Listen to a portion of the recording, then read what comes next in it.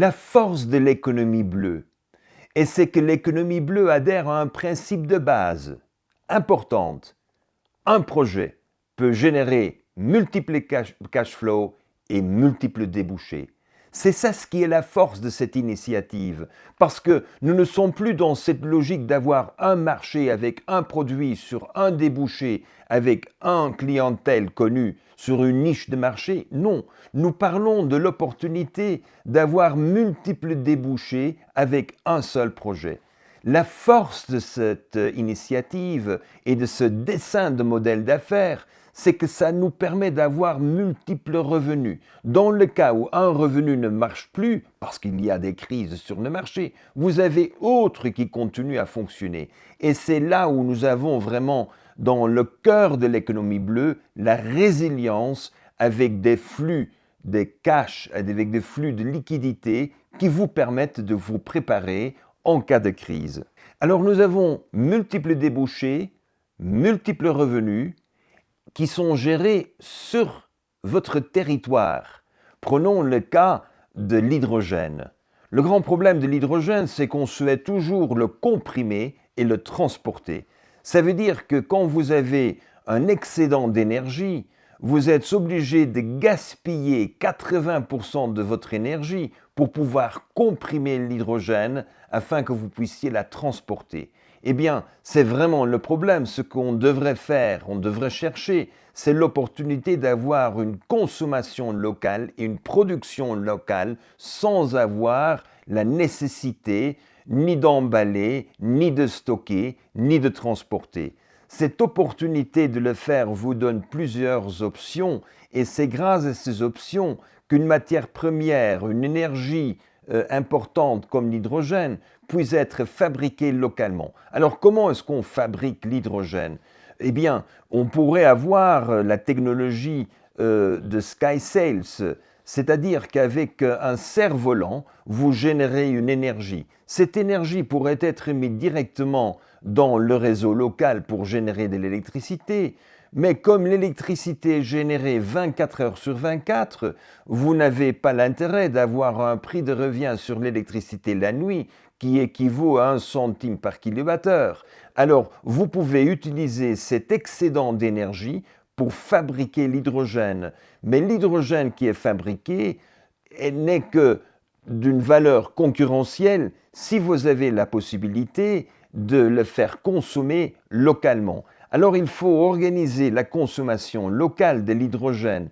Aujourd'hui, il n'y a pas de demande. Alors on va faire la production de l'hydrogène, mais on va au même moment organiser la consommation d'hydrogène. L'hydrogène est un produit de très haute valeur. C'est un produit qui pourrait être utilisé dans plusieurs domaines, mais le plus intéressant, c'est qu'au lieu d'avoir des batteries qui vous coûtent beaucoup en lithium, en poids et en pollution, eh bien on peut produire l'électricité avec cet hydrogène que vous avez produit la nuit. Cette opportunité d'avoir une consommation locale nous aide beaucoup à avoir une flexibilité dans le portefeuille d'énergie et ça vous donne beaucoup plus de débouchés pour votre nouvelle énergie qui fut créée avec le vent à 200, 300, 800 mètres d'altitude. Je crois que c'est là où nous devons chercher des solutions, des débouchés locaux. La même proposition et la même logique s'applique pour les asticots. Aujourd'hui, il y a plusieurs initiatives de fabriquer, de produire des asticots. Mais les asticots, les larves de mouches qu'on produit, on souhaite faire la concurrence sur un marché international avec la farine de protéines, la farine des protéines de poisson. Mais si vous voulez faire la concurrence avec la farine, vous êtes obligé de produire des milliers de tonnes pour avoir un petit impact sur le marché.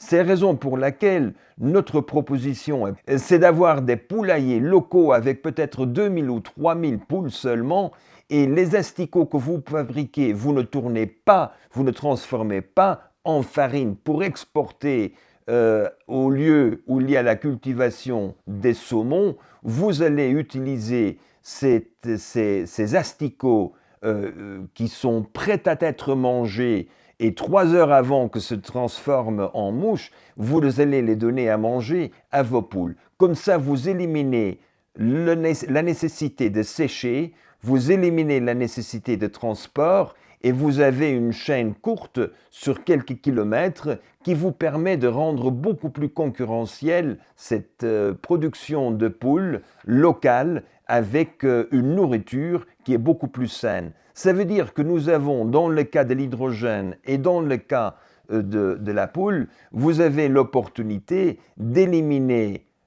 emballage et transport, transformation et énergie, et ça veut dire que vous êtes beaucoup plus concurrentiel avec un produit local qu'avec un produit qui est mondialisé. Alors, maintenant, on passe au troisième principe de valoriser et de vivre votre territoire, et ce principe est l'intégration verticale de votre production.